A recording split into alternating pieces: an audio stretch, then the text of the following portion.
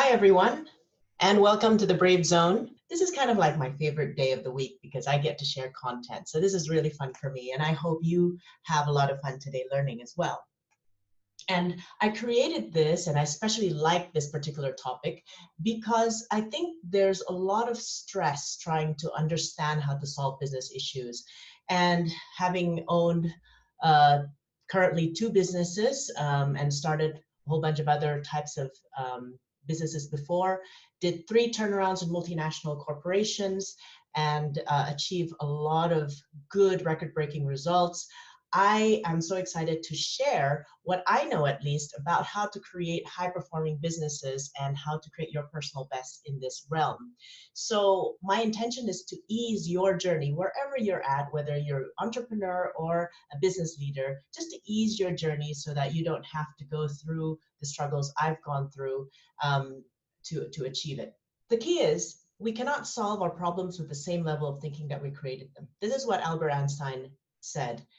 Sometimes when I talk to business leaders about their issues and they share with me the problems they're experiencing, I feel sometimes that the business issue is smarter than the business leader. It's because you don't have a certain amount of knowledge, or you don't have a certain amount of mindset, the right type of mindset that you are looking at this problem through. And that's why you're having this problem. So the idea is, how can we raise your knowledge? How can we raise the level of thinking that you have so that these issues are no longer a problem for you? And this is why we are here. And another tendency that I see, that let's say you have a certain business issue.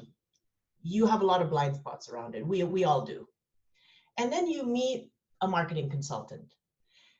And because that person is a marketing consultant and their only tool is marketing, suddenly your business issue becomes a marketing issue.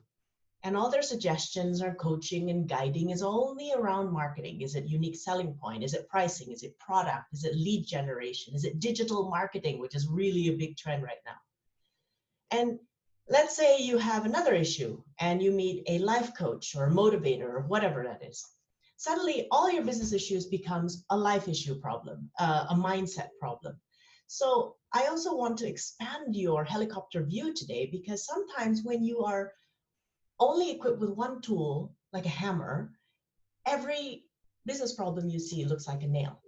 So thankfully, through my personal experience, I've developed a helicopter view because I was running a business that was quite small. We didn't have a lot of divisions and resources. We didn't have a lot of people working in our team. We were in a small country. We had to kind of make it on our own. And this has equipped me with a wide understanding of how business works. There are four aspects in a business, and I will talk about that later.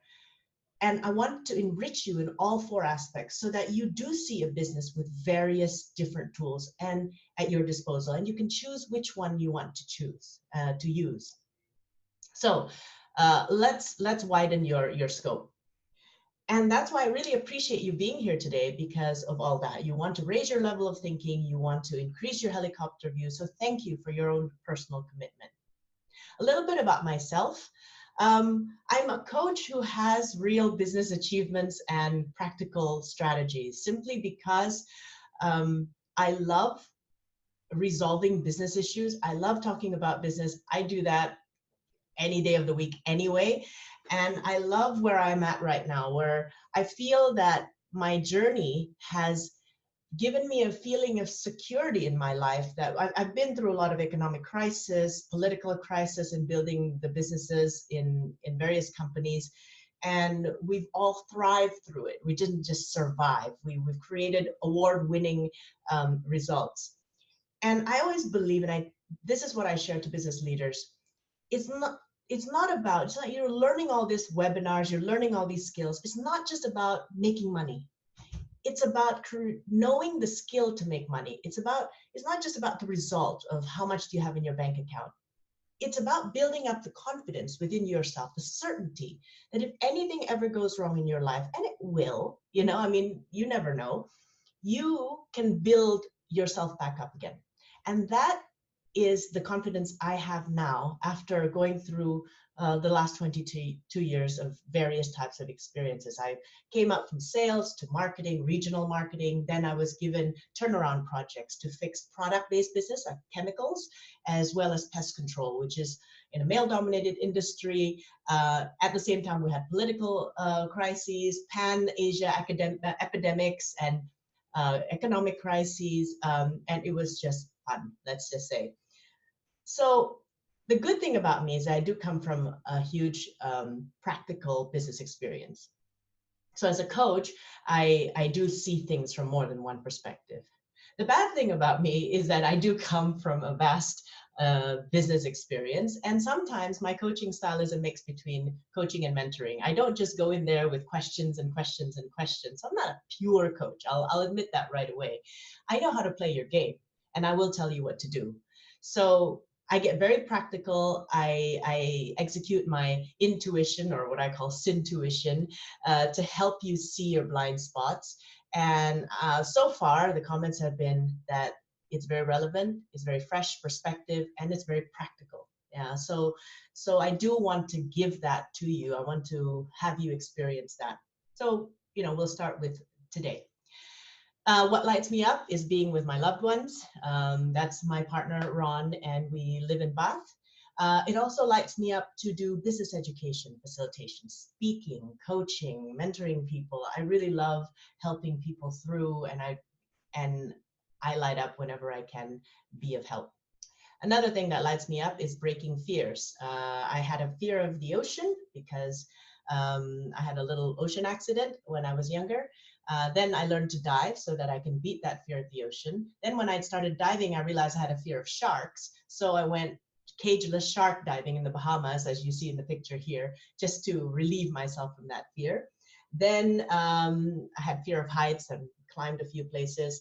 And so my next fear is actually going downhill at high speed. So my next challenge is learning how to ski. So I think I'm in the right continent to do that. And so what lights me up is really breaking barriers, creating personal bests, because I think we all actually have the capability. It's just whether or not we are in the right frame of mind and we do have that ambition to reach that or not. So in short, I understand your stress and pressure, dealing with issues, whether you're in a multinational environment as well as people who are running their own businesses. I can empathize with the self-doubt that you sometimes feel when you can't seem to get it right. I felt the frustration of seeing my costs grow when my profits remain stagnant.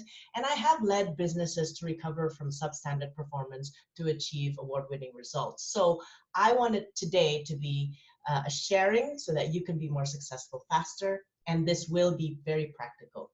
My objective is to sharpen your business intuition. How do I do that? I want to teach you the factors that make business work, make businesses thrive, not just survive. Some of us become leaders and we are where we are because we developed our career from one department. Let's say sales. That was me. Sales, become sales manager, become businesses. And if I didn't have the vast exposure that I had, I would have probably just become a salesperson, just in senior positions. And then one day, perhaps I get promoted to become a general manager, or I start owning my own business when I need to be generalized. And suddenly, my intuition is only about one department. So I want to widen that for you, the helicopter view.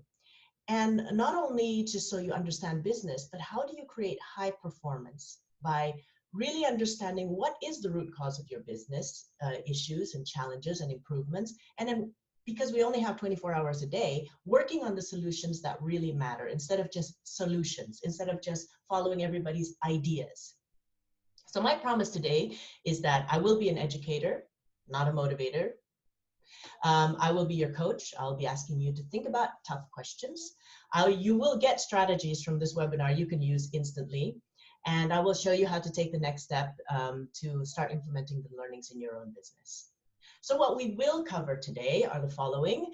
We're going to talk about the root cause of any business issue, how to engage a team, because at the essence of it, we're all in the same industry. We're all in the people industry. No matter what you sell, you do have to do it through people. You have to execute your strategy to people. So we are kind of in the same boat. and how to lead with your strengths. Because sometimes I feel that the frustration and the lack of results is really because you are working from your weaknesses, not your strengths as a leader. Perhaps you feel like you have to be like somebody else and you haven't really found your internal voice and your internal style yet. So we're going to talk a little bit about that, and I hope it'll open up some curiosity in you to go find a little bit more about yourself. And then throughout the entire webinar, I will share with you a lot of stories and examples and points that will help you resolve some common business issues you might be facing. Again, I will not be checking the chat section during this webinar. Please send your questions to my email. So let's get started. You're investing in a solution, but the problem doesn't go away. You go to a networking event, you meet other business people, you tell them a little bit about yourself, and they give you lots of ideas. You should do this, you should do that. But which one is right for you? This is a question that one of my mentors has given to me. What is it that you do not see in your business? What is the real problem? You know, in the UK right now, we're coming to the winter season. People got colds, flus. The temperature of your body, the high temperature you're experiencing, is not the root cause of your problem. You can get a high temperature because you walked in the rain, forgot your coat, you got high temperature, or you could have a high temperature because you got some kind of foodborne illness and your body is reacting to it. So high temperature is not the root cause. Your revenues are going down. That's not a root cause. That is a symptom that your business is facing. What is the cause of the revenue? Could be because your existing customers have stopped buying and repeating their order. Or it could also be because your sales teams are not converting leads that you're getting in your business. Or it could be you've got a great lead generation, you've got a great conversion, you've got great repeat order, but one big customer has stopped, has dropped.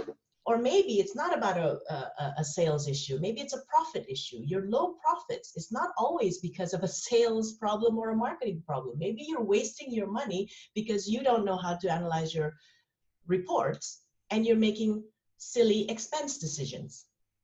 So what is it that is really the problem? You know, usually things like profits, revenues, numbers of clients, employee loyalty, you know, there's many other things are symptoms. So here we're trying to find the root cause. And I liken business to a tree. Business is like a tree. Everybody wants the fruit. The fruit of a business is the financial result. It can be in the form of cash, revenues, profits. The fruit will not come without branches. The branch of your tree is your clients. Are they loyal? Are they happy? Do you get referrals? Is your marketing working? That's clients. But you won't get clients unless you fulfill a certain promise, and that's the duty of operations. Your systems, the efficiency, the consistency of your delivery, the quality of your delivery. That's the bark of the tree. And as I said before, we're all in the people business. So nothing happens until the right people are selected and put in the right roles. They are engaged, they are productive, and they are loyal, and they're happy at what they do. So if you look at this tree, you have the external results that you want, that we all want. But my question is, are you working on the internal causes? And so, yes, we will talk about how to get these external results, but we will talk about them by talking about the two at the bottom. Yeah. When I look at a business, everybody wants the stuff on the top. But my question, and when I usually dig, is usually the stuff in the bottom. So let's start with that concept, and then let's go through these 4 areas of a business. You know, if you came from a finance background, you know a lot about financial results, how to analyze reports and everything like that. But there's also the marketing side of business, which is how to get the clients, how to retain them, how to get them to buy more. That's the second, that's the branch. Then there's the operations, how to get efficiency, how to consistency, have quality checks and everything like that. That's the operations. And then there's the HR side of the business, which is the people side. So business is usually four things: finance, marketing, operations, and HR. Many of us just come through one route, and now we're general managers or CEOs or managing directors. I want to enrich you on the other three aspects of the business. When solving a problem, I always like to look at the people side. When solving a business problem, I start with culture, start with the leaders. And I'll tell you why this is important. Here's a couple of things. Let's just start with the leaders first. What I've noticed that leaders with low standards are usually well liked by mediocre performers because you don't expect much. But they usually create, inspire low performing teams. And they may find it hard to attract great talents. Oh, I've posted a job ad, I've talked to headhunters, but why aren't these great talents wanting to work with me? As we all know, this is kind of like a talent war right now. In most countries, we have the young people, the competent people, young or old, they do have choices. And in some industries, you know that there is also a salary war, a wage war. People would hijack people at multiples of their salary because they're so desperate to get good talents. But it's not just about money. Sometimes, many times, good talent want to work with great leaders. And if you don't inspire them with the energy that you exude because you've got really low standards or you're just kind of a mediocre person, mediocre people, you make birds of a feather flock together. If you're mediocre, you'll get mediocre. If you've got low standards, you get low standards people. That's the problem with low standards leaders. So when I look at an organization and somebody said, you know, can you help me improve my business? I look at the leaders. And if the leader does not have that in it, that's usually something that I want to dig a little bit before we talk about amazing business strategies. Leaders who lead by fear will have teams that are low in confidence and only perform to survive. Confidence is very important in making people successful. It is not just about strategy. It's about the confidence to go out there, not being afraid to make mistakes and making decisions. A lot of people with low confidence cannot make decisions. And because they stall on their decisions, their whole growth of the business stalls. And this is sometimes caused by a leader who's overly perfectionist. Everything has to be his or her way. And their employees start being really, really panicked whenever they want to make a decision because they just can't seem to get it right. And they are led by fear. So this is something we also need to look at. What's your style of leadership? Are you causing people to be afraid? Are you causing people to be less confident? Now, the interesting thing, and this is why I combine leadership as well as business coaching, is that when a leader acts in a hurtful way, it may be a signal that that leader is also hurt in some way. So if you are the type of person that gets angry a lot, that has some kind of chip on your shoulder, that gets offended very easily, maybe it's time for you to be a little bit more aware of yourself. Why is that a habit for you? What is an unresolved anger in your heart, in your past, that maybe you need to work on because you are getting a little bit too edgy too soon to everybody? Hurt people hurt people. You know, people who are hurt have a tendency to hurt people. And that's why I don't think there's there is not a definite line between business coaching and leadership coaching, because sometimes you've got to work on the people side of the business all the time. Behind every business is a human being, and most human beings actualize themselves in some type of work. And in this context, we're talking about business. Okay, so you've got to have a personal check. Leaders who lack knowledge, they're trialing and error unnecessarily. They are people who are too lazy to go on the field with their team, will be easily misguided by their team. You know, their customers. People will tell them, "Oh, this is the way it is," and then all they do is, "Oh, okay." They believe you. But that's why when I was put into those turnaround positions, the first thing I do is I don't spend much time in the office. I go in my work gear, whether it's a business suit to go see clients or work gear at that time, pest control was a technician suit to go service, is to understand the field. I've got to be savvy enough about the industry so that I know who's lying to me and who's being honest. And I also want to see the blind spot that they don't see. When I was turning around the pest business, for instance, by working on the field, I realized that we were wasting a lot of money on really old service vans that always had to go into service. We'd break down in the middle of the road, or the air condition wasn't working. I mean, we were in a very humid and tropical country. People were not being comfortable, and therefore when they worked, it was, when you're not comfortable all day, I mean, how do you work? You don't really have the energy to give it your best. And they smelled like chemicals. I don't know how these guys survive.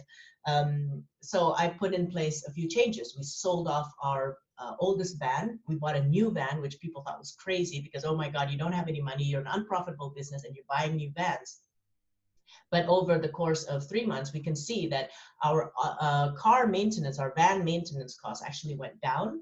Our overtime went down because people can do the job faster. And we ended up saving a lot more money. And we had happy technicians. And I also told them to put a mirror up on the back of the van, a comb, and some odor spray. And we had 2 different kinds of uniform. The black uniform was for servicing because you'll get soiled, and then you wipe yourself down, you spray yourself, comb your hair, and then put on a white shirt to go get your service report signed by the customer, because then you'll look fresh and the customers will have a better impression. It's those little touches that I couldn't have thought of if I didn't go on the field. So I find that the managers before me, they were just desk managers, armchair managers. They didn't want to go because it was such a dirty industry. But I find that it is very, very important for you to understand this. And leaders who don't take time to gain field knowledge is usually very slow in finding the right solutions. And they're, waste of time is waste of money. So think about that. Culture. Culture is a way of being. Okay, it is formed by a set of habits. The reason we talked about starting with the leaders, we also want to start looking and shaping a new culture, because if a business is not working well, I question the habits. What kinds of habits of thinking, habits of feeling, habits of behaving, what's happening here?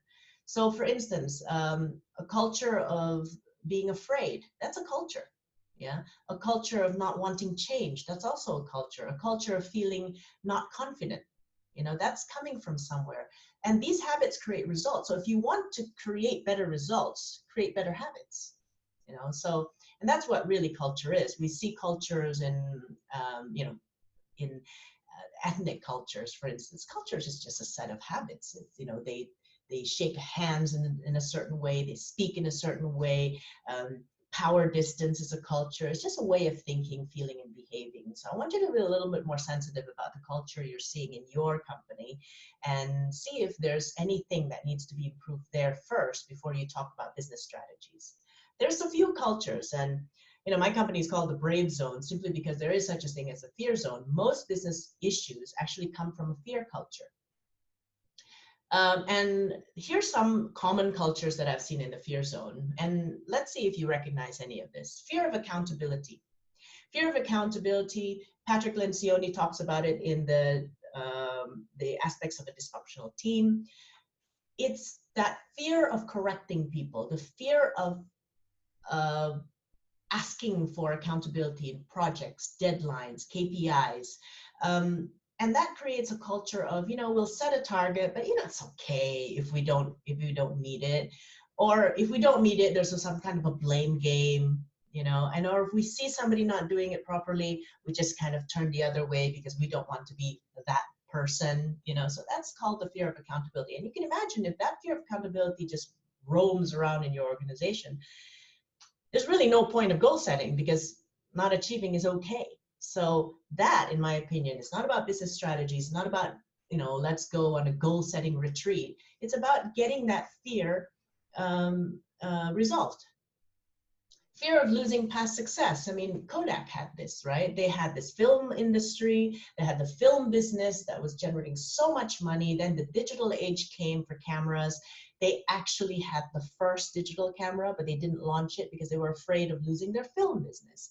And some of us, some of these companies that I managed, we were afraid to let go of old products, old strategies, old customers, even when they stopped being profitable. I remember we had a lot of corporate customers, corporate by nature, huge, huge businesses, but they asked for ridiculous discounts, ridiculous amounts of service, and we were afraid of moving on to street customers because the old corporates were just so comfortable. Yeah, and it was the good old days. So sometimes that's a certain type of culture that you may be facing in your organization. Fear of change. Nokia had this. Where's Nokia now? All of us pretty much had a Nokia phone at one point in our lives. If we were born, if we were old enough to remember Nokia. But it was a fear of change, a fear of admitting that they needed to change. The Symbian operating system was no longer good enough. They had to move to a different operating system. And the decision was delayed and delayed, and top management denied the fact that they had a weak system and they needed to invest more people on software rather than hardware. Or sometimes you see leaders or employees fearing change, and they display it by demanding total certainty. Well, I'm not going to change unless you tell me for certain that the result is going to be X. I don't know about you. I'm not a fortune teller, and any business owner should know that business takes risk. And if you constantly cannot make a decision because you are waiting for some kind of certainty, or you want total certainty before you make a decision, check yourself for the fear of change, because that's really where that's coming from. If we think logically, there's absolutely no way that we can be totally certain about what's happening in the future. So that's fear of change. Fear of being disliked. I've got a great client, one of my first clients in 2007. Nice, super nice guy. Didn't raise the price for 17 years. Oh, sorry, for 7 years. Didn't increase prices for 7 years. Fear of being disliked by the customers. Didn't monitor his staff. Fear of being disliked by the team. Didn't execute certain policies for the customers, like delivery and response times, simply because he felt that by being flexible, he was being nice. And sometimes delaying these decisions actually make your business more and more unprofitable. So think of that. Fear of not being good enough. Corporate leaders, I do a lot of executive coaching, afraid to go for bigger positions, bigger responsibilities, kind of like happy in their comfort zone, but deep inside they want more, but they're afraid of not being good enough. This is kind of like the imposter syndrome. False humility, I call it, undercutting your own strengths, not being able to accept compliments. Fear of being different, not speaking out one's thoughts. I think it was 1997, Korean Air crashed in Guam. And if you understand anything about the Korean leadership culture, it's quite authoritative. And it was a junior pilot that couldn't speak out to a senior pilot. And he saw something that was not right with the whole way the landing was being organized. And it was a lot of weather conditions, but he chose not to speak out. And at that time, that type of leadership meant that the senior pilot made the ultimate authoritative decision, and the plane crashed, killing over 200 people. Fear of speaking out, fear of not conforming with normal rules, even though it doesn't serve you anymore. Fear of missing out. A lot of people want this, that, they chase after the next shiny penny. Oh, my target market is everybody. Lack of focus, really. What are you trying to sell? Everything. Who are you trying to sell it to? The world. We can change the world. Yeah, no, lack of focus, Or it could be comparing yourself to other people. That stresses you out, and rather than really trying to get the personal best. A lot of my work with my team, for instance, especially towards some of the latter projects, when I understand this whole thing about personal best, I started inspiring them to achieve personal bests instead of some kind of comparison with other companies or competitors or something like that. And that created a lot of internal pride as well as much more healthier achievements rather than comparing people to somebody else. And this fear is really, I want to talk about this fear because a lot of us are actually sealed in this thing called the fear zone, and we need to leap out of it and into the brave zone. And in order for you to break through these fears, you do have to realize that we are all like an iceberg. What people see, our results, our actions, behaviors, our decisions, that's just the tip of the iceberg. And when you want to change and transform, you've got to allow yourself to be transformed from underneath the waterline, which is your beliefs about yourself, beliefs about the world, your values, how you see yourself. And for some of us, we need to change the water around us. We need to change our environment. It's not just about skills. Many sustainable behavior change is not just about sending someone to a training session. However, I'm not going to talk too much about that because I have talked about that. In the last recorded webinar called Leading Change, Guiding Your Team to Adapt to Change, we talked a lot more about the psychology side of the fear of change and learning how to transform people. So I do encourage you to just go to my YouTube channel, Cynthia Wiharja, and watch the webinar. It's a lot easier than me trying to squeeze everything here. So let's talk a little bit about team engagement. Again, we're still on the route.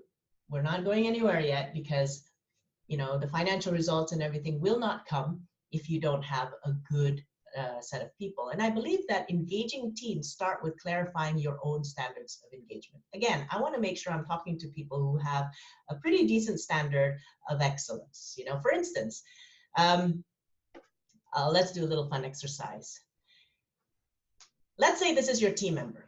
I really hate the job and the team, and I think of internal sabotage at least 3 times a week. God, I hope you don't have these kinds of people, but let's say you do. What level of engagement do you mark it? 1 is very, very low, 10 is very, very high. Yeah, I think that's an easy one. Feel free to jot this down as I'm talking. What about this? I just work for the money. This is just a job. Can't wait till 5. What level of engagement do you give that? I do what I'm told. I never cause any trouble. I follow my leader. What level of engagement do you take that? Do you accept that? Do you feel grateful for that kind of team member? Do you think that's the type of team member that's going to transform your business? I love what I do. I'm always trying to learn so I can do more.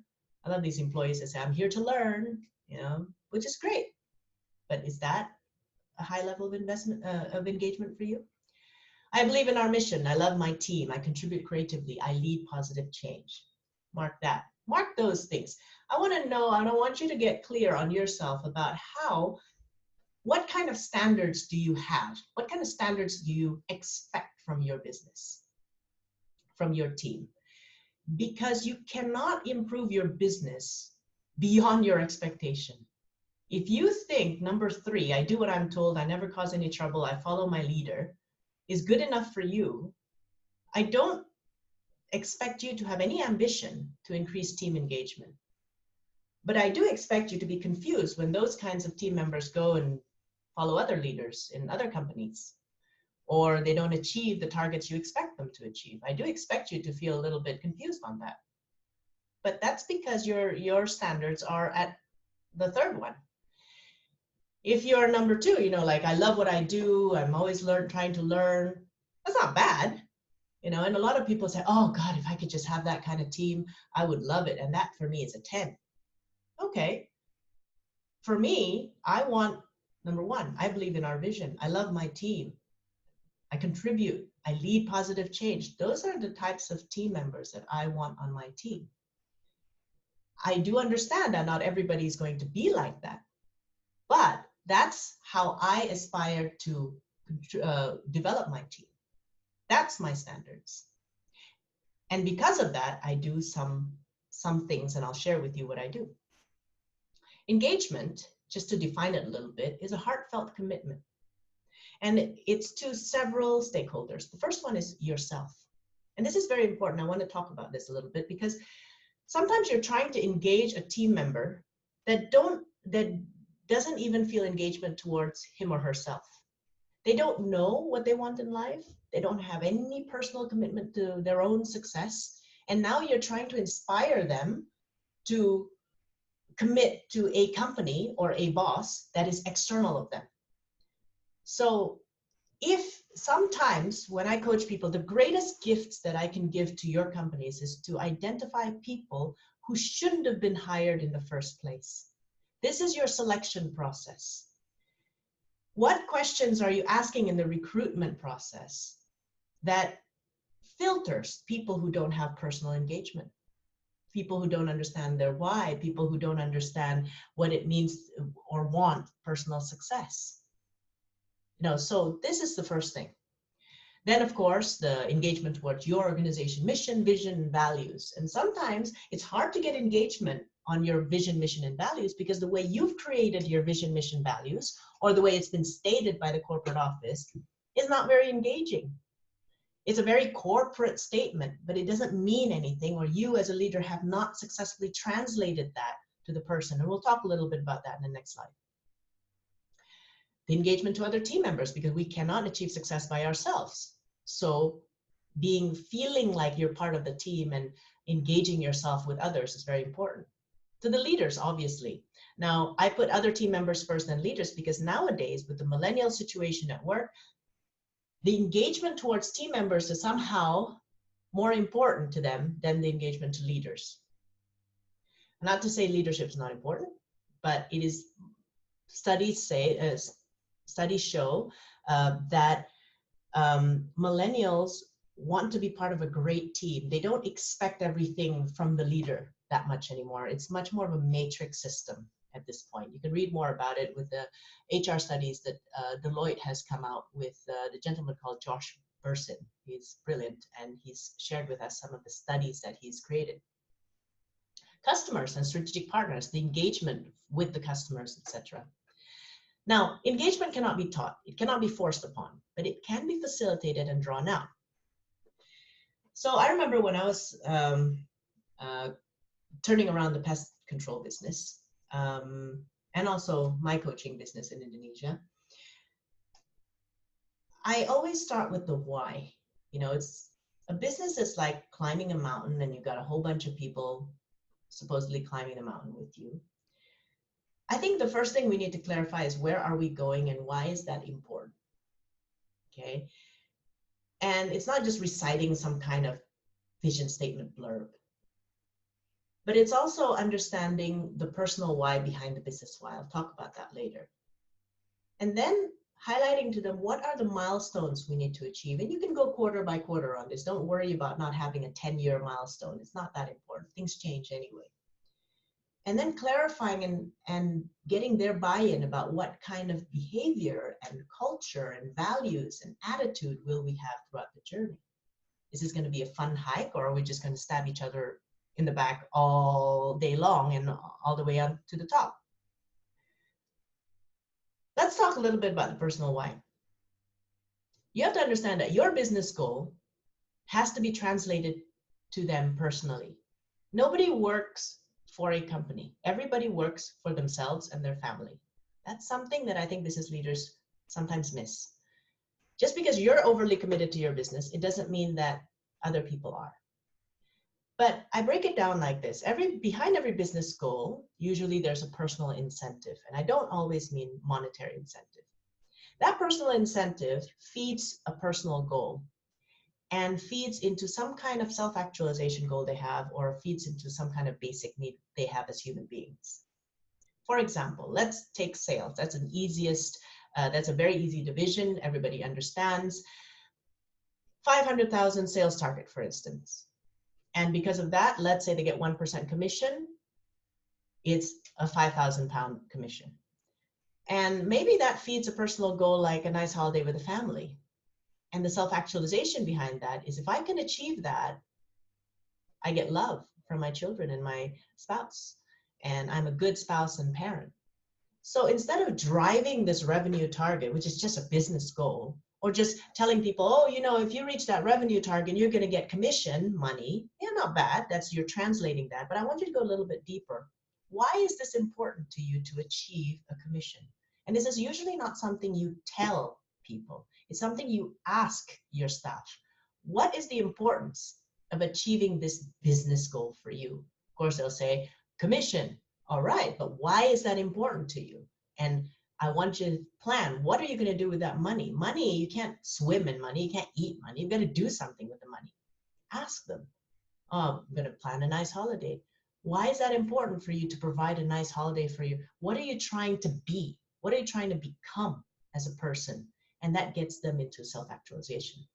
Let's talk about a non-incentive, non-commission type of department. Let's say they have some kind of key performance indicator. Well, some people try to achieve a KPI to get praise, recognition, however you do it in your company. And maybe the personal goal behind that is to feel good or to reach a new personal best that they've never had. And maybe the self-actualization behind that is growth. I am growing as a person. As a leader, you know, again, asking those why questions all the way to self-actualization, making that business goal a personal need to be achieved, that's going to get them to be engaged with your business goal. Let's talking about achieving a mission. Let's say we're talking about, you know, you're a CEO, you're talking big picture about your mission. And let's say your mission is worded in a way that it actually involves other people aside from the shareholders.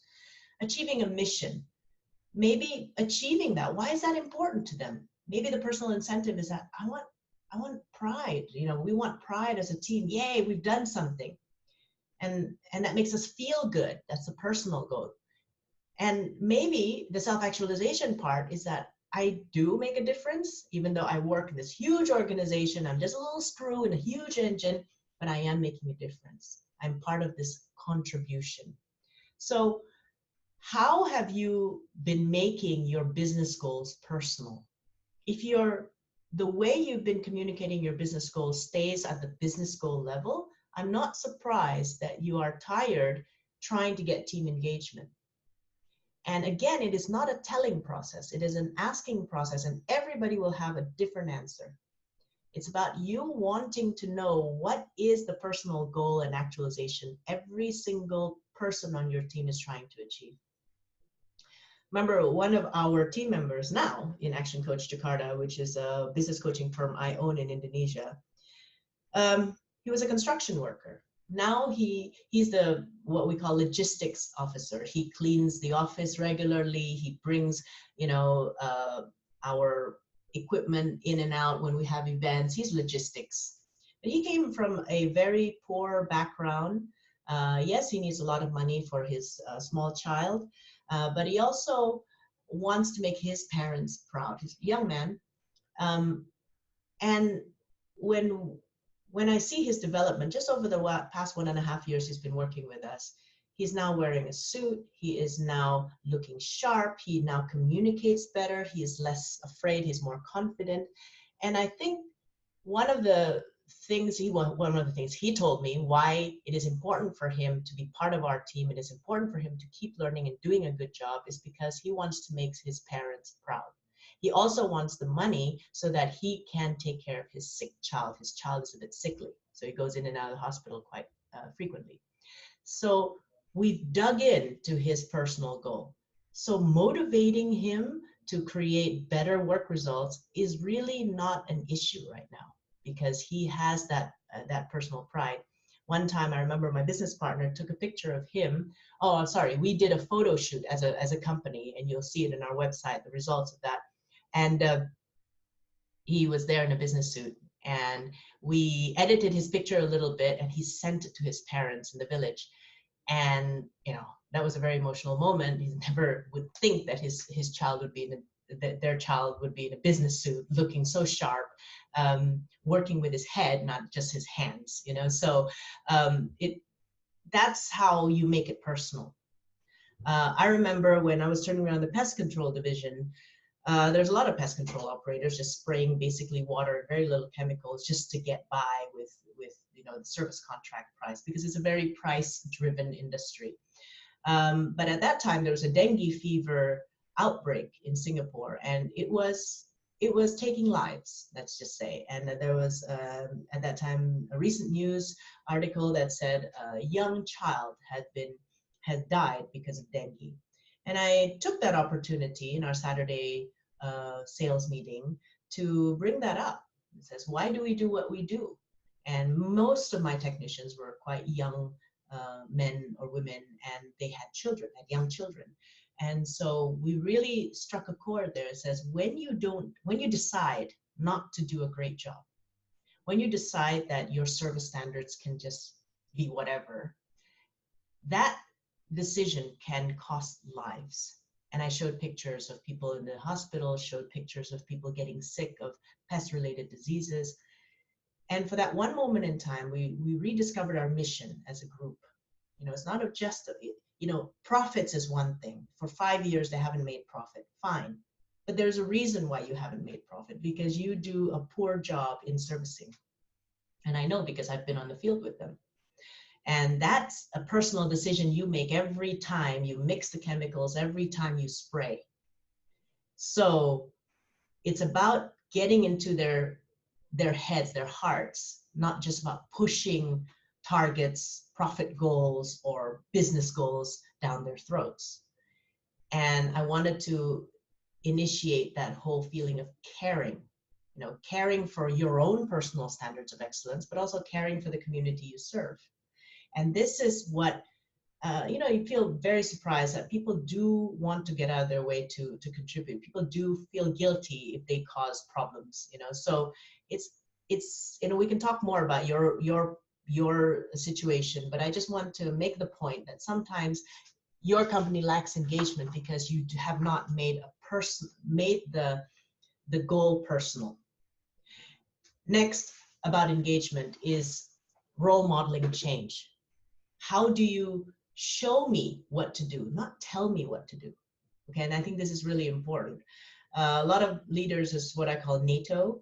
It's not because of the recent NATO anniversary, but it's NATO means no action, talk only, NATO.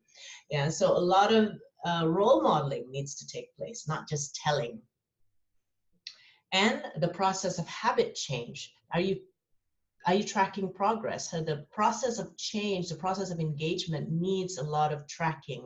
People need to be to know that they're doing well or not doing well in the journey. And one of the tracking that I think you should do is habit change tracking.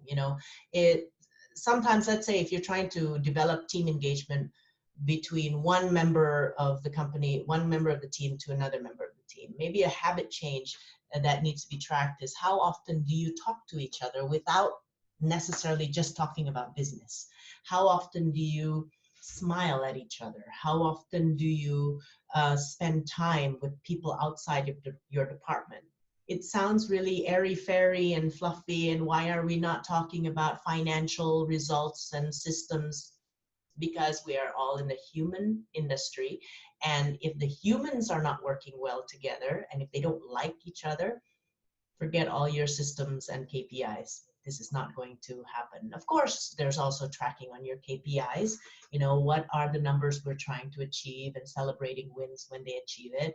But also, I think it's also important to understand what are the critical drivers, what are the activities that cause those numbers to be achieved. For instance, our critical drivers in one of my businesses is the number of appointments, sales appointments you make a week. It's not just tracking about how much is your sales results at the end of the month, but how, if you do 8 sales calls a week with a normal conversion rate, and of course this can be customized salesperson by salesperson, if you do 8, you are really on track to get that number at the end of the month. But if you just tell me you do 5 or 4 or 3, forget about that number at the end of the month. We already know, one of the reasons why it's not going to be achieved. Financial statements. I have always been very transparent in my financial statements. I know a lot of business leaders are, not comfortable with that, but I find that is so useful. I teach my team how to read a financial statement in a very simple way. And I also teach them how to look for problems. So I'm not the only smart person in the team. I'm not the only person capable to raise a red flag, and I want them to also see what we are going through and how we are being judged and how we are maintaining the health of the business so that they become smarter. So I'm very proud to say that I think for the most part people who have worked in the companies that I've led are getting smarter. They are getting smarter. And when you have smart people, running a business is quite easy. But sometimes we get smart people, sometimes we have to develop them. And the idea is celebrating small wins lead to bigger wins. So the question I want to end with in this team engagement section is, what are you doing or not doing as a leader that increases or decreases team engagement? And if you want to talk to me about the latest in team engagement technology out there is a program. I mean, in my second company, we do license people to become coaches or deliver programs that has been proven in 20 countries how to increase team engagement. It's not just a workshop, it's not just leadership coaching, it is really a structured program. And I know many people I can connect you with if you are interested in doing that. I stand behind that program. I think it's very effective. We've used it in our own companies. But it's something that I think you need to look at if you are just doing some kind of team building workshops or occasional leadership coaching and you're not getting the team engagement results. Take a look at other types of programs. And also understanding a little bit about your style and your strengths. There are so many tools out there. It gets confusing sometimes, the assessments, the psychometrics. But many leaders, I find that they don't know themselves. I personally had the experience that I had a lot of pressure to become somebody else. I was getting a lot of criticism with the way I ran things, and I started getting really confused about who I was, and I tried to be this type of leader, that type of leader. I wanted to serve everybody's ideas, but in the end, I lost track of who I was. When I got back to my style of leadership, I got comfortable with it, and I knew when to step into an organization and help them, and I knew when to step out when I was no longer useful. It really helped, and it relieved me from a lot of these shoulds and self-doubt, because I knew my style, I knew my strengths, and I knew who had complementing strengths that can help me pass the baton on when it's time to move on. There are many psychometrics. My job is to assess your needs and perhaps point you out to the right psychometric to use for you. There's a few things that I've been experiencing myself, and I'm sure there's others. Yeah, wealth dynamics, fantastic assessment about. It's a combination between your personality, your natural strengths, as well as the best way for you to make money. And I think wealth dynamics is very powerful for people who want to make more money, but also want to make more money in the area and in their natural strengths. This has helped me work with more ease and flow rather than harder. I've stayed away from opportunities, let's just say, that is probably right for other people, but not for me. It's helped me focus, not just chasing chasing the next shiny penny, but really asking myself, is this the right penny for me? Does this suit me? So that's wealth dynamics. DISC, it's more of a behavioral assessment, meaning how do you behave towards other people, towards your surrounding? Are you more of the results oriented, or are you people oriented? Are you outgoing? Are you reserved? And how do you deal with other people around you who may be different? Strength Finder, the 4 domains of strengths, and where are you? What's your top 5 strengths? What's your bottom 5 strengths? Are you a relationship builder, or are you a strategic thinker? And when you're trying to, let's say you're trying to build a business, or let's say you're trying to build a team that complements each other, it helps to kind of use all these psychometrics so that you can enrich your team with different kinds of people, complementary strengths. Yeah, so anyway, there's lots, and I'm not saying by any means this is the only 3. I'm just saying that maybe sometimes it's better for you to talk to someone before you go into these psychometrics so that you pick the right assessment for you at this moment. So let's talk a little bit about common business issues and how to solve them. Now, I know that it's already 1 hour and I get excited when I'm making content, and we will go over time, but I have promised you a couple of points to cover today. So if you don't mind, I'm just going to keep going. It's all going to be recorded. If you need to go, please go, right? But I want to fulfill my promises. Common business issues and how to solve them. We're going to talk about the tree again, but this time we're going to talk a little bit more about finance. One of my favorite mentors that I've had the privilege to learn from over the years is Keith Cunningham. If you look at the book Rich Dad Poor Dad, and look at the acknowledgments, Robert Kiyosaki makes an acknowledgement to Keith Cunningham. And the whole thing about Rich Dad is not really a story about a rich dad. It was basically a story about his business mentor. And Robert Kiyosaki's business mentor, one of them was Keith Cunningham. Texas millionaire and self-made. He owned several small businesses. He also invested and bought and sold many other businesses. What I like about Keith is he doesn't talk much about marketing. You know, a lot of us, we feel that, oh, marketing, our business is going, need more profits, more cash. We just need to get more leads, more customers. And I like it's like you have a sink, or you have a bucket and you're trying to fill up the bucket with water, and let's say water is your profits. Marketing is kind of like, opening the tap and letting more water in, or finding other sources of water and you just putting it in your bucket.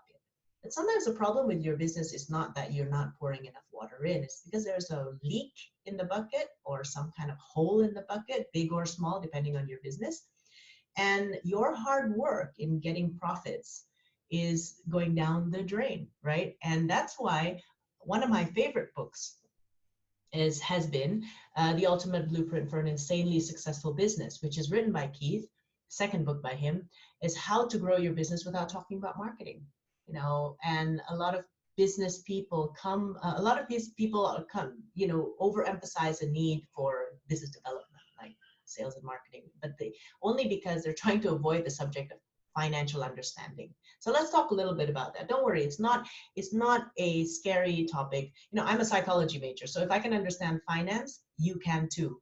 And I will teach you how to understand this in a very practical entrepreneurial way. And maybe one day I should do finance for non-finance people, which I've done before. And it's been quite a hit. So maybe I'll do that for you one day in one of these webinars. Just as a start, if you hate numbers, making money will be difficult. Why? Because money is a number. Okay. If you hate numbers, you hate money. Okay. And making money requires not just actively pursuing sales, but it also protecting the monetary assets you have. So you're not working hard, you're working smart. Keith said, sales is vanity, profit is sanity, cash is king. A lot of people, they think that sales is everything. Sales is just like, okay, you got a purchase order, right? And you've invoiced it. It doesn't mean that the customer is paid. It doesn't mean anything is being transferred to your bank account. And even if they did transfer the money, but then you waste it on stupid expenses, it doesn't mean you're going to make healthy profits. And by not monitoring your expenses, your merchandise, your inventory, your time, your receivables, you might not even have enough cash to make your business work. And, sometimes when I talk to business owners, they confuse sales, profit, and cash. They say they'll be speaking in one sentence, they'll be using these three words as if they were the same thing. They're not. These three words are different, and they are caused by different activities that you do in your business, activities that you do or you don't do.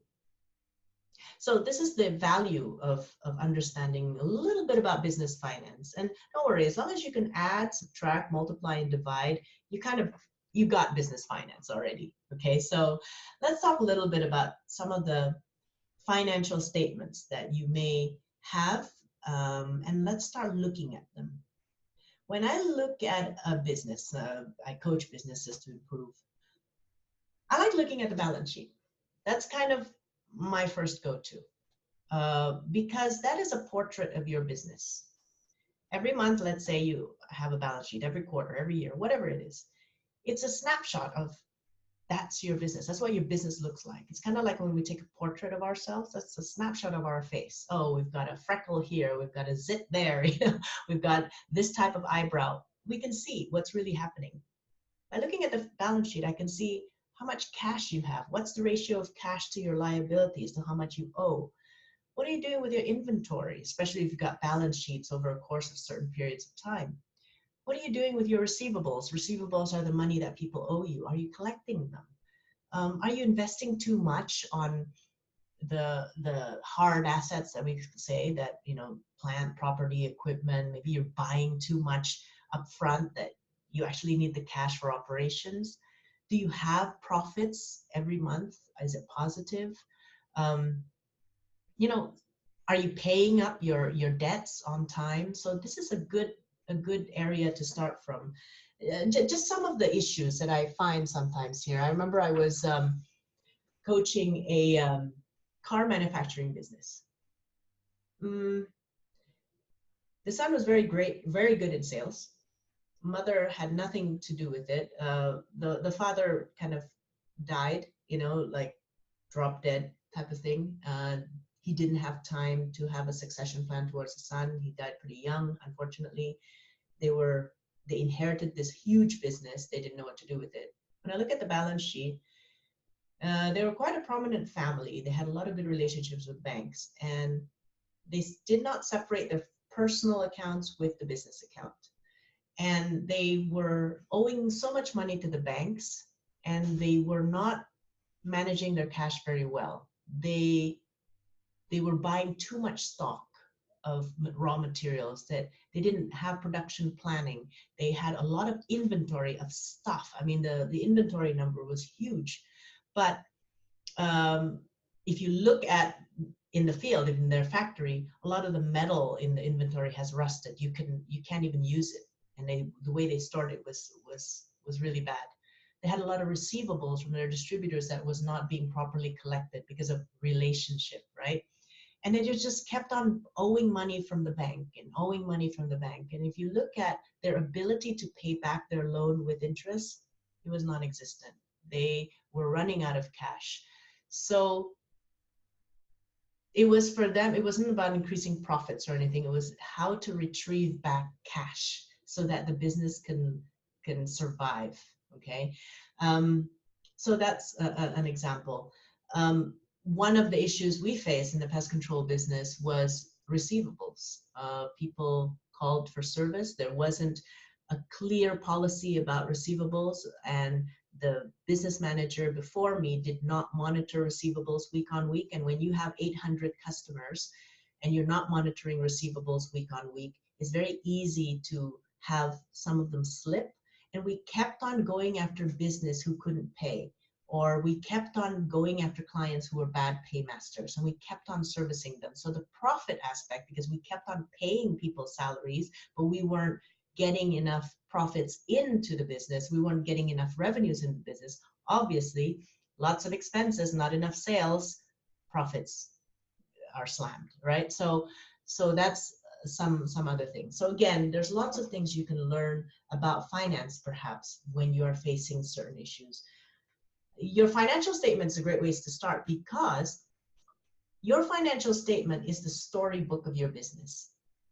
If you can learn to read financial statements, and I'm not saying you have to learn for an accountant and you have to get a degree on it, but if you can learn it from just a practical business person point of view, every number in your financial statement tells you what you've done or what you have not done that is causing the result that you are faced with. For instance, if you want more cash, there's 4 simple rules. You collect money, from your receivables. You make sure your customers pay on time, and perhaps you look at some bad debt that you're having and how to collect that. Inventory, if you keep buying products that you do not regularly use in your production, or if you don't have proper production planning and purchasing rhythms, you will be stuck with a high inventory. Your dead cash is paying for some kind of raw material you are not ready to produce with yet. And then you'll have to pay more rent because you need a bigger warehouse because you've got all this stuff that you need to store. That's how your cash get eaten up as well. Your expenses, if your expenses go up, bad news for cash because you're not managing your money very well. Sometimes you need higher expenses. I understand that. But, this is when excessive, uncontrolled expenses. And payables, maybe you're paying off your loan way too early and you're paying cash for everything and you're not leveraging payment terms and debt. You're not leveraging debt. So if your payables are low, like if you are always paying cash upfront and everything like that, that might be also the reason why you don't have enough cash. Maybe it is time for you to think about owing people money, negotiating on payment terms for your suppliers.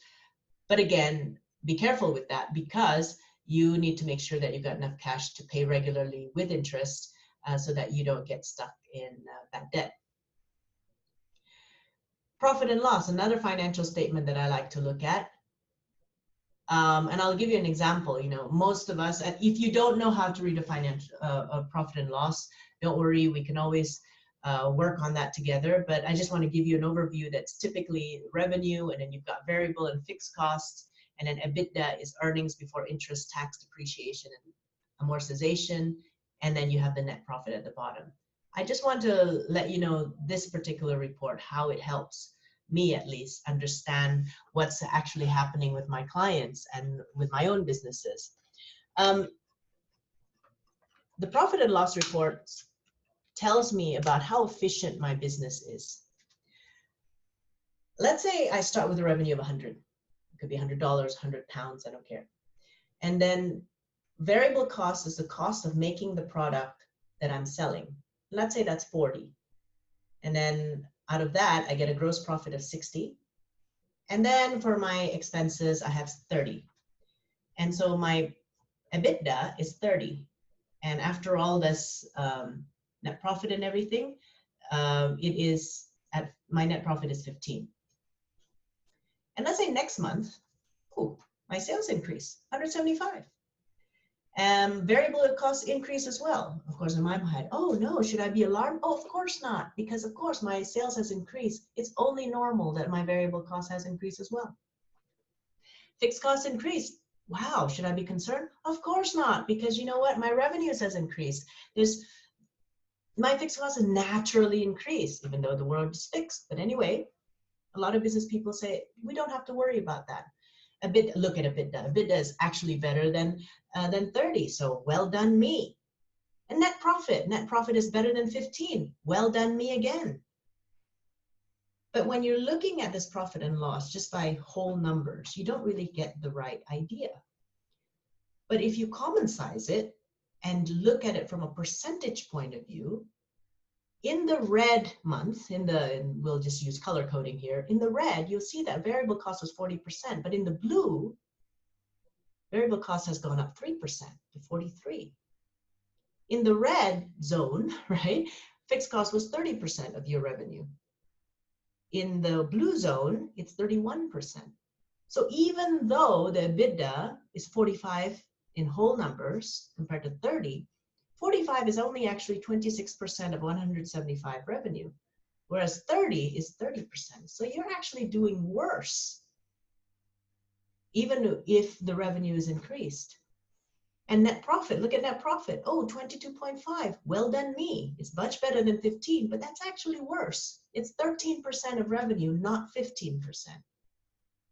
So sometimes it's very difficult when you're trying to analyze profit and loss. What you're trying to do is like, how good am I in operating my business? Or how good are my managers in operating my business? Are we efficient as a business? Let's say you've got kids and you give them an allowance of 100 every single Monday. And they go and spend it on toys, on snacks, or whatever it is. And on Friday, they have a net profit of 15. They've saved 15 that week. They've saved 15% of that allowance. That shows that that kid is more efficient than another kid that can only save 13%. And that's what's happening in your business, right? So you need to learn how to analyze the profit and loss as well. And from that, you can see where should you work on to improve your business. And I like to just look at the percentage. I make my finance manager always give us what we call common sizing report, which is just a percentage of month-to-month analysis. And from that, I can see that we've got a red alarm sign here and another red alarm sign there. You know, that is the warning signs, the red flags in my business. So my action points will be to fix what's happening in the variable costs and the fixed costs. Okay, so that's how you use those reports. And I know I'm going really quickly on profit and loss, balance sheet. Many of you are saying, I have no idea. And this is why you're facing business challenges, or this is why you're not able to look at your business challenges and find the real root cause. And your business challenges right now, at least on a financial perspective, if you find this confusing and difficult and because you don't understand business finance, your business challenges are smarter than you in this aspect. So it's time perhaps for you to upgrade your knowledge and your understanding on finance, on business finance, so that you can be smarter than your challenges. That's all. Okay, everything can be learned. 4 M's to profit. I learned a lot from Action Coach, and I still own the business in Jakarta, but I just want to say that a lot of Brad's books are very, very practical, and I just want to emphasize a couple of them here. The first one is Instant Profit, one of my favorite books, and it just says if you want to improve profit, there's typically 4 root causes, and we've talked a little bit about it, but I just want to emphasize that again. First is management. Every result that you face in your business comes from a management decision. You know, the result comes because of a certain action. The action is to execute some kind of decisions, and usually the decisions in your business are made by top management. So if you're facing profit issues, the first area of business, the first group of people I look at is the management. You know, that's why in as much as I love training teams and junior level employees and everything, and I think that's really fun, but I think the root cause has to looking at working with the management or the owners of the business to understand what kinds of decisions are they making that is making the business more or less profitable. For instance, decisions on people. You know, you've got different kinds of people, low, medium, or high productivity. Hopefully you have a way to measure that. And low, medium to high commitment. You sense that, you feel that, and you know, hopefully you have some kind of performance evaluation that is both soft and hard parameters. But what is your management decision for people who are low productivity and low commitment? In many of the cases that I've seen, they are still kept on the payroll. And that eats up your profits. And sometimes they're not junior level people, they're senior level directors. Low productivity, low commitment, and they're still on the payroll. Okay, so again, how do you, of course, through team engagement and everything we've talked about with the people side of things, how do you get everybody to get high productivity and high commitment? That's the ultimate goal. But look at the medium to low quadrants here. What are we doing about those? Because sometimes keeping people who are mediocre and low standards will demoralize high performers because they don't want to be in the same room with them. Okay, they'd rather go work for another company. Okay. What are you doing with customer decisions? What is the management decision about customers who are bad paymasters? You know, high receivables, they do not pay their debt on time. And not just not pay their debt, but they're also low profitable. They're not as profitable as other customers. Maybe they buy the huge discounts, or maybe they buy a product selection that is not profitable. What are you doing with them? One of the things I've been forced to do, because I've just been looking at the numbers and the receivables every week. When I was running the pest control divisions, I told you we had 800 clients. We fired 200 clients. We fired them by increasing our price by 400%, 200%, whatever it is, giving them the competitor's business card and saying, sorry, we can't, if you don't follow our new price, I'm so sorry, but I do want you to be served. So here's another person you can work with. But we've transferred our problems to the competitors simply because it's not worth our while to serve people who do not care about our profitability and our cash flow. Okay, we believe that a business transaction should be win-win. And that's a management decision. Same with management decisions about customers who don't buy a lot, but they want more discount. They want more added value services, etc. They're low profits, low value, low revenue value. What's your decisions on that? Some people cut them off. Some people create a new company that serves just that kind of market, maybe online, so that the cost of running that company is not that high.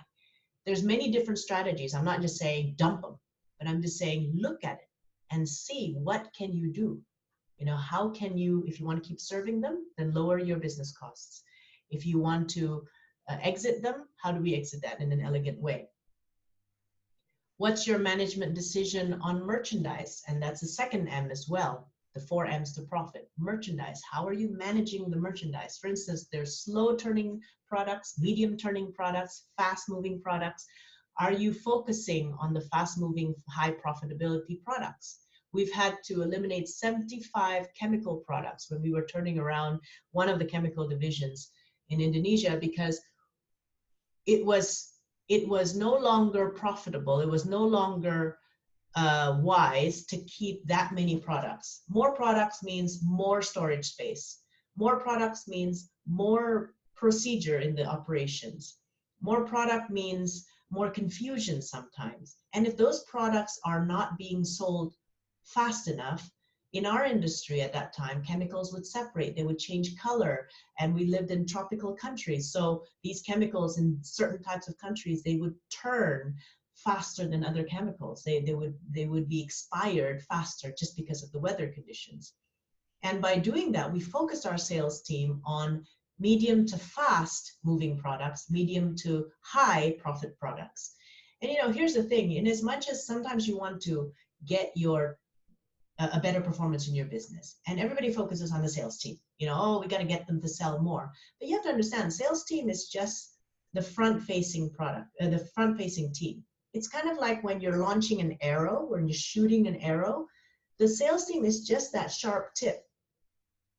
If the person launching the arrow or pulling the bow is not directing them to the right object or directing them to the right direction, that sharp arrow tip is just going to go everywhere.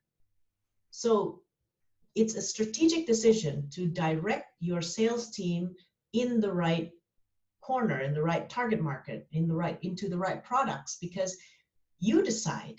They don't see these reports every day. You do, or you should make time to do. And you direct your front client-facing team onto the strategies, because they will just go everywhere if there's no direction. And so the way we directed it is, these products are no longer available. Oh yeah, they're crying, they're angry, they're whatever. But and then we see them, we show them the report. Well, over the last year, you've only sold 5. Is this really a product we need to keep in this shop? And we of course offer them a different replacement. Change is always, you know, there's always challenges, but ultimately it's also the management's job to go through that and to get buy-in from the team. And you know, after a few months, nobody misses the product anyway, because they weren't selling too much in the first place. The next M, you know, is we talked about management, we talked about merchandise. The next M to profit is money. You've got some money in the bank.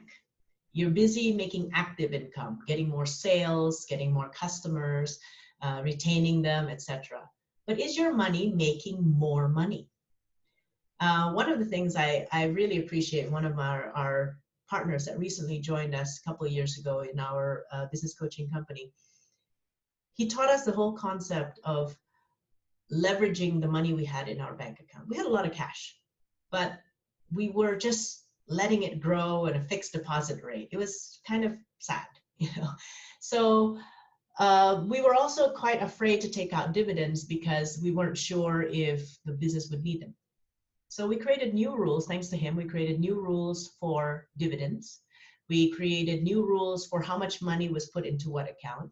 And as a result, although, you know, we were very clear that we didn't want the business to be investing on high risk type of portfolios. That was our job as an individual, as an owner, what we do with our dividend.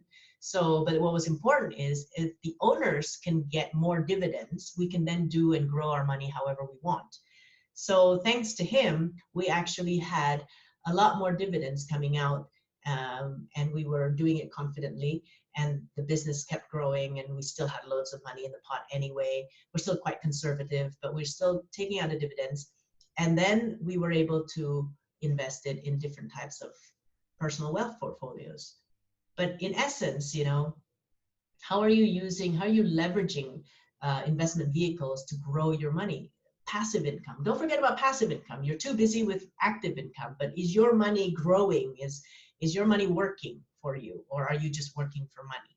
Okay, so that's the money part. From a business perspective, if you are not a business owner and you're employed as a corporate leader, it is also looking at how your business may want to invest certain types of your lazy cash, as I say, into different kinds of investments. And maybe it's opening a branch. Maybe it's let's say if you put it in a bank, how much would it grow even on fixed deposit? But if you open a branch and you know how to create a successful business, and your net profit is, let's say, 15%, unless the bank can give you 15% growth, maybe it's better just to expand your business and just get more money that way. Anyway, that's just another part of profit. How do you make sure that your money is making more money for you? Marketing, that's the fourth N. Yeah, and I saved that for last. And I want to talk a little bit more about this. Marketing is an analytical sport. Marketing is math. It's not creative designing, branding, and all that kind of stuff only. I mean, all that is important, but ultimately marketing is a very analytical sport. And I want you to learn how to find the root cause of your business problem through analytical marketing. So for example, you have two businesses. One is business A, one is business B. Challenge you to find what is the problem. Let's say in terms of leads, one business A, gets 10 leads a month, and business B gets 100 leads a month. Same clients, 10, they each get 10 clients a month, and the revenue is £1,000 for each business, same revenue. So my question is, does business A have the same problem as business B? Again, clients and revenue, these are all just symptoms. This is just, the result. But do they have the same problem? Most of you will say no. Because business A, if you see, they have a 100% conversion rate. A lead comes in, they buy. A lead comes in, they buy, right? There's absolutely no problem with sales in this particular business. Great, brilliant salespeople. I want them on my team. How do they do that? But if you look at business B, they have a 10% conversion rate. 100 people come, 10 people buy. So in A, what we have is a marketing issue, lead generation issue. In B, what we have is a sales issue, a conversion issue. In B, I would argue that they don't need, again, it depends on the industry, but if this is for most industries, if your issue is like B, you've got lots of leads, but kind of low conversion, I wonder if you need to spend a lot on getting more leads, paying a lot for digital marketing, getting lots of leads through exhibitions, networking, and everything. Yeah, it's like big pools of leads. I guess if you got 200 leads, looking at your conversion rate, you can get 20 clients. You can double your revenue. But my question is, don't you want to what's the most cost-efficient way for you to build up your business? Getting leads, participating in all these strategies costs a lot of money. Lead generation is one of the highest cost, the most expensive strategies you can do in marketing.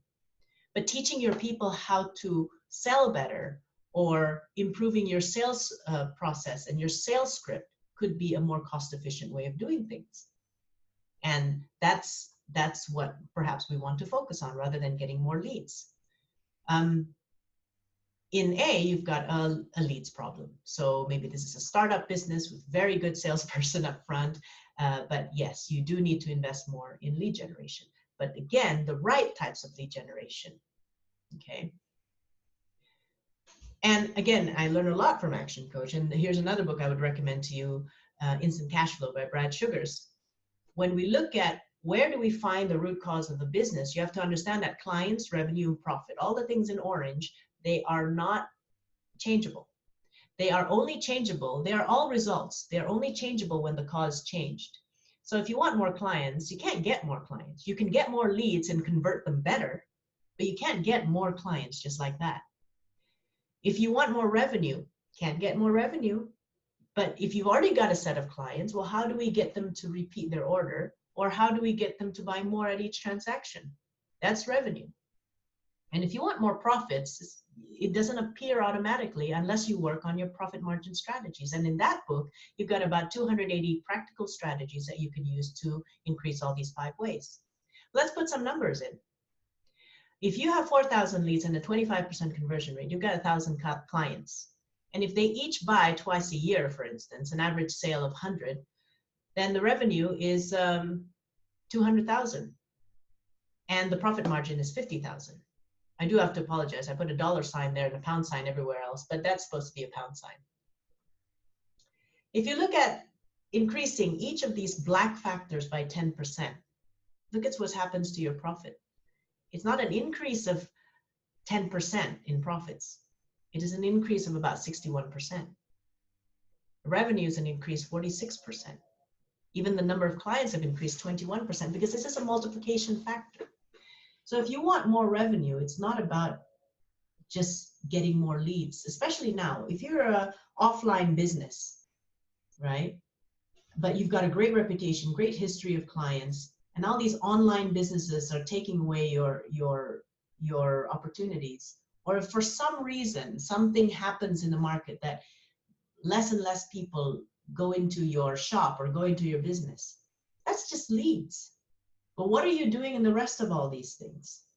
Maybe you already got a set of customers that you're not contacting again. Maybe you're too focused on getting new people into the door. What about increasing the average spend of people who do come? So again, look into the 5 black factors to find your root cause. And most businesses who don't understand this concept, they're always blaming the number of leads for the decline of their business. And we can blame all day long, but the fact is, leads is not the only component that helps your business grow. And sometimes when you're over focusing on one area of the 5 ways, you miss out on the other areas. And I'll tell you right now, leads is the most expensive part of this whole formula. Conversion rate, increasing conversion rate is not as difficult because they're already at the door. And it's usually something you don't have to spend money on. You can teach people how to sell better, or you can find a different unique selling point. There's about 70 odd strategies you can try. People are already at the till or already at the cash register. Why are they buying only 100 pounds? Why not 110? What can you offer them? What can you systemize in your business? You know, it's kind of like McDonald's. Do you want fries with that? You know, that's systemization. That comes from an awareness from the McDonald's headquarters that says, you know what, we want to increase average sale. We don't want to just keep marketing so people would come into our outlets. We want people who come to buy more. So let's offer them fries every time they ask for a sandwich. Again, that's an average sales strategy, you know. And then they'll, you know, some coffee shops, if you see that when they want to increase number of transactions, they give you a loyalty card with stamps on them. Come 10 times, and then you'll get a free this and that. Okay, and I'm using a lot of retail business at this point. I know all of you are not in the retail business, but it's an industry we all understand. We've all been customers in the retail business. So I just want you to turn on your radar a bit when you're being marketed to, and just say, oh, that's interesting. I wonder if we can do this in our business. Profit margin strategies are practically free. Sometimes it's about consolidating your loans and going to one bank instead of 3 banks to borrow money and negotiating on a better interest rate. You know, so that automatically increases your profits. Sometimes some of you just need to increase your price. And that's not a bad thing, especially if your price is way too low. I always say that a friend of mine has started up an iron workshop business, and he is so busy. He's super busy. And yeah, it's great. But my next question to him is, are you charging the right rates? Because sometimes if everybody wants to talk to you and everybody wants to get your service, it could be because you're so darn good. It could be because you're so darn cheap and you're so darn good. So maybe it's time for you to deselect and money is one thing, but most business owners go into business because they also want life balance and free time. So maybe it's about, how do I increase my profit and reduce my time at work? Working smart instead of working hard. Ultimately, you are the mastermind. Okay, you are the mastermind. You are not a victim of any economic crisis, political crisis, Brexit, and all that kind of stuff. And as much as, yes, of course, those factors do impact your business, perhaps if you look into your existing business now, you can see that there's at least 4 or 5 things you can improve without worrying about all those external stuff. And that all takes self-awareness, clarity, and the right strategies. And that's what I'm passionate to do. I like equipping business leaders like you with the right mindset, but also to sharpen a bit of your strategies, because I do combine psychology and business skills a lot in my coaching, because again, behind every business is a human being. You've got to get the human being thinking right, but at the same time, you've also got to help them find the right, sharper strategies for them to create better results. And I don't think those two can be separated. So you are ultimately making choices every day. You are the master of your choices. And if you can take ownership of that, the next phase is for you to improve the strategies and your mind, so that you can be a more effective and successful leader. For some of you, you need to move out from the fear zone to the brave zone. You've perhaps identified certain fear cultures in your organization, and you need help to move out from there. And that could be the initial root cause before we talk about any strategies. So this is the end of today's webinar. And thank you for staying with me if you're still around, because we have gone over time by 36 minutes, but I've had a lot of fun, and I like sharing content like this. And as you notice, my webinars are not about selling things. It's not like every 2 slides we're going to talk about an offer. I do like contributing value. And I think I'm quite blessed with the amount of challenges I've had to go through in business, as well as in my personal mindset, that I can empathize with what you're going through. And I want to keep on adding value to you. So the next webinar is going to be the 17th of January, after all the Christmas period and New Year period is all done. And I've chosen the 17th, so you're all sober at that point, because I don't want to do anything on the 1st of January. You're not ready anyway for learning. The topic of the next seminar, we're going to go deeper into this identity iceberg. The logic comes from this. Look, if you want to improve your business, improve your results, and if the way we decide things is usually affected by our subconscious mind, our skills, beliefs, values, and identity and environment, well, let's talk about that. Let's talk about how to operate this identity iceberg, how to shape our own identity iceberg to make it better, to make it more effective, to make it sharper, so that we can reach our goal. And the next webinar is going to focus right at the top, results. I want to talk about the importance of a clear why. We can talk about purpose. We can talk about our personal motivation that drives us to move forward. There's a lot of talk about that right now, but I want to just share my thoughts on it. Perhaps it would help you. I'm quite good at breaking down complex things into simple points. So maybe it would be interesting for us to just go deeper into results, and then subsequently in February we can talk about other parts of the iceberg. Because if this iceberg is so important for us to understand, well, let's talk about it in deeper details. How do you connect your personal and professional purpose? Because I think a lot of life balance issues is because these two are not connected. Especially if you come from an upbringing where money is so important, wealth and success and business is so important. You kind of miss out that there's that human side. So connecting your personal and professional purpose so that we are aligned. A lot of frustration we face is because our business purpose is not aligned with our personal purpose. That creates frustration. What are some different ways to find your purpose? I mean, I've learned a lot about this stuff, and I'll share a few ways with you. Purpose, mission, dreams, results on a higher level is important, but how do you chunk them down and create tangible goals that you can act on? And how do you keep yourself accountable and on track? So again, that's what I'm excited to share with you next time. That should be quite fun. We've talked a lot about practical business stuff.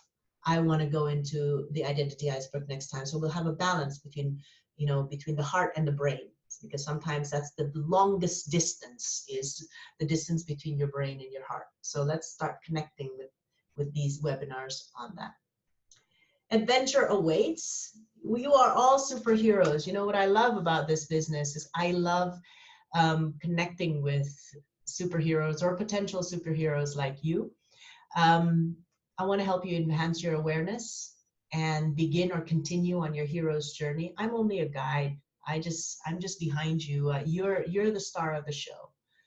And if you'd like to talk more about you, about what you're facing, what you're challenged with right now, and just get a different perspective, a fresh perspective, give me an email.